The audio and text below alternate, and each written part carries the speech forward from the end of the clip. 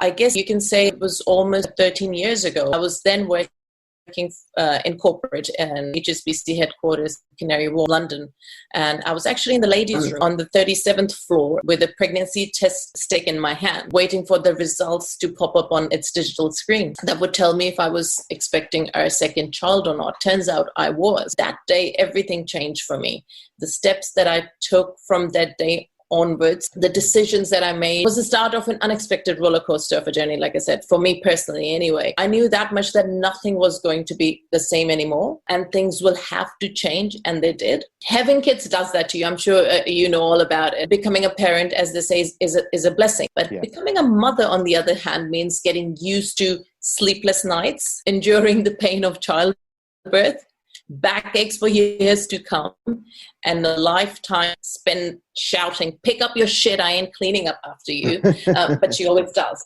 I like to think that I'm this hotshot who knows her shit, who knows what she's doing and has everything down pat, but that's not who I really am. I grew up in a male-dominated culture and in a family where women only played housewives, childbearers, and cooks. And that is what was expected of me as well. You know, it's what was expected of all women in the family. So every time I shared a dream or a plan as a child, I was met with replies like, "What's the point? You know, at the end of the day, you'll be making breads, you know, chapatis. These are breads for your husband anyway. What's the point of dreaming big?" Right. Now, my parents are lovely people. I love them too, but they, like everybody else, felt bound by cultural constraints. Yeah. But what I absolutely knew then, and I believed in, was that somehow, someday, I was going to break free of those shackles. I knew that I would have to carve my own path, even if that meant taking risks